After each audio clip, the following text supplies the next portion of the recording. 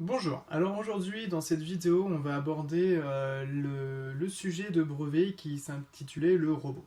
Alors le but c'est qu'on va faire un petit robot où il y avait un cahier des charges à bien respecter et ce robot donc devait aller dans les zones où l'humain ne pouvait pas accéder. Alors il y avait plein de documents réponses, ça je vous laisse le lire et surtout prenez bien ces documents réponses si vous avez besoin pour vous aider avec la correction. Alors la première question, c'était énoncer le besoin exprimé lié à l'utilisation de ce robot explorateur. Donc là, le besoin surtout, c'est de permettre d'observer les lieux qui sont inaccessibles à l'homme. Ça, je l'ai dit en plus dans la petite introduction de cette vidéo. Ensuite, question numéro 2. Il fallait relever dans le texte, page 1 sur 6, trois fonctions relatives au milieu dans lequel le robot explorateur va évoluer.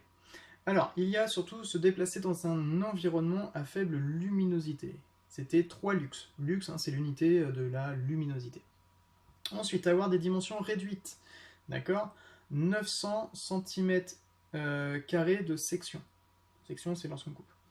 Ensuite, se déplacer sur une surface plane ou inclinée, jusqu'à 20% d'inclinaison. Se déplacer sur les surfaces lisses ou accidentées, c'est-à-dire qu'en fait, tu peux vraiment naviguer partout. Se déplacer donc sur des surfaces lisses accidentées, supporter des conditions atmosphériques hostiles à l'homme, par exemple des fortes tempêtes de neige, des grosses trombes d'eau, et ainsi de suite, résister à la faible écoulement d'eau, et résister à des légers chocs, au cas où s'il tombe, qu'il puisse quand même un peu se relever et ne pas être cassé.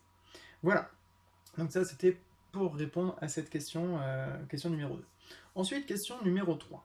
C'était écrit qu'elle relevait dans le texte toujours la fonction relative aux contraintes de sécurité du robot explorateur. Donc là, en fait, c'était assurer la sécurité avec une alimentation à très basse tension. Ouais, ça serait bête de toucher le robot et de s'électrocuter à cause de ça. Donc vraiment, un robot alimenté en basse tension. Comme ça, il y avait, en termes de sécurité, on était plutôt bien. Ensuite, quatrième question. Quelle fonction définit les modalités d'utilisation du robot par l'utilisateur 2? Donc là, il fallait répondre la fonction de contrainte FC1. Tout simplement. Regardez au niveau des documents que vous avez au-dessus dans votre énoncé. C'était la fonction de contrainte FC1. C'était celle que l'on voulait. Ensuite, question numéro 5. La fonction, en fonction donc, du texte, toujours, indiquer les éléments manquant du cahier des charges, soit deux niveaux de contrainte, FC2, et un critère d'appréciation de la contrainte FC3. Alors là, peut-être que ça a pu vous poser problème, il fallait en fait s'aider de ce que vous pouvez voir au-dessus dans le tableau. Alors, le niveau FC2, ce qu'il fallait rajouter, c'était inférieur à 3 lux. Lux, souvenez-vous, c'est la luminosité.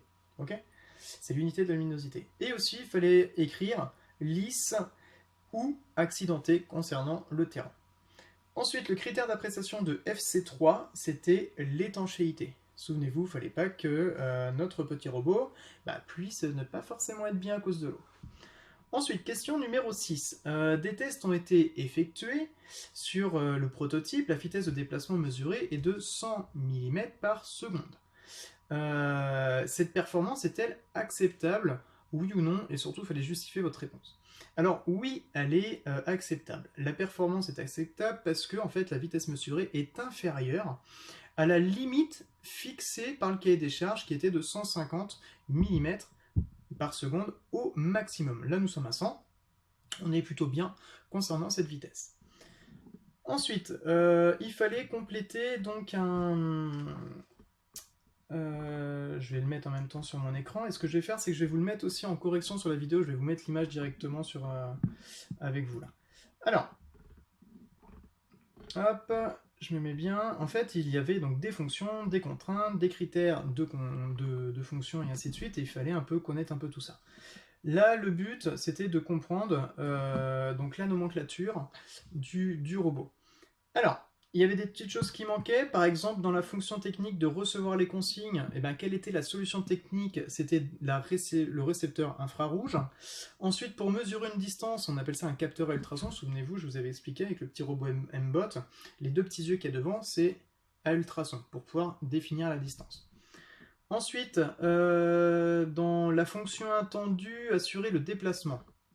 Dans la fonction technique alimenter en énergie, ce qu'il fallait mettre en solution, c'était l'accumulateur d'énergie. En fait, ce sont des batteries qui permettent d'accumuler l'énergie et donc que le robot puisse rouler tranquillement.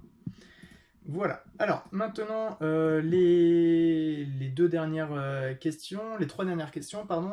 Donc, la question numéro 8, c'est pareil, je vais vous mettre en photo la chaîne d'information, la chaîne d'énergie avec la correction. N'hésitez pas à faire pause dans la vidéo pour pouvoir les visionner et corriger sur votre feuille. Dans tous les cas, le capteur à ultrasons, c'était acquérir l'information.